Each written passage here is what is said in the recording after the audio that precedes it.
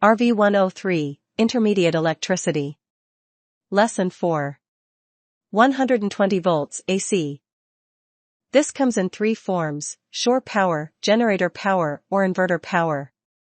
Most RVs need 30 or 50 amps of 120 volts of alternating current. You will hear people argue that a 50 amp RV is 240 volts. It depends on how you decide to measure the volts. Let us look at a 30 amp plug first using the picture to the right. Okay, what we see here is, starting from the top, is the ground prong. It looks different than the other two, so it cannot really be mistaken. It also keeps you from plugging the two parts together incorrectly. To the outside of each plug is the hot wire, which is the one that carries the electricity. If you were to take the plug on the right and plug it into the one on the left, you can see the hot plugs would marry up. That only leaves the neutral prong, which is in the middle. Okay, as so you can see in the picture, for prongs, ground is just like on a 30 amp plug, so you cannot plug it in wrong. Ground is at the top. Also keeps you from plugging the two The parts difference here together is you have two hot wires, the outside of each left plug and right is the hot prongs, wire, when the which is the ground one is that at the carries the top like in the electricity. picture. If you were to This take is the where plug on people the right want to argue and about the plug it volts into for the one on the RV. left, you can see the hot plugs If you were would to marry take a up. That voltmeter, only leaves set the it to neutral AC prong, volts and take which the is red lead in from the middle. voltmeter and put it in the receptacle at the L1 point and take the black lead from the voltmeter and put it in ground or neutral, you will see 120 volts. Now take red lead, leave it in L1 and take black lead and put it in L2, what would you expect to see from the receptacle? Yes, it will show 240 volts. This is where people get confused and say this is a 240 volt socket. The reality is it is two lines of 120 volts. If you have an electrician come out to wire up a 50 amp socket at your house for your RV, please explain that.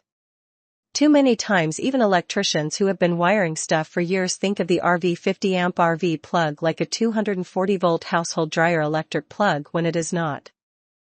I have unfortunately seen more than one RV come into dealership to be repaired to the tune of $10,000 plus in damage due to an incorrectly wired RV plug at someone's residence. All appliances were fried, electrical wiring burnt.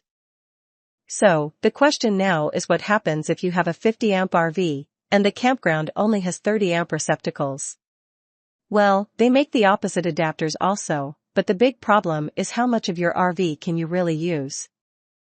30 amps, 30*120 V equals 3,600 watts is the max power you can use.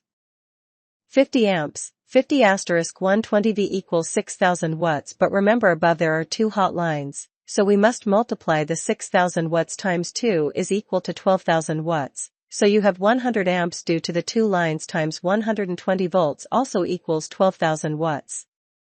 So now back to the 50 amp RV. It can utilize up to 12,000 watts and the campground only has a 30 amp receptacle, which is 3,600 watts.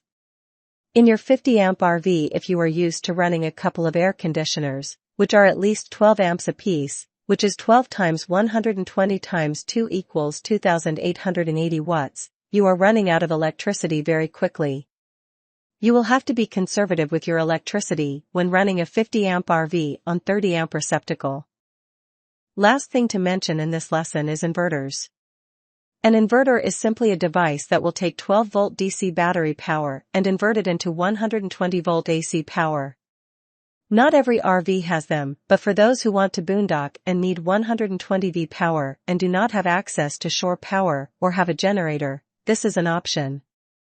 You will hear some people will have solar panels to keep their battery, or batteries, charged to be able to run an inverter.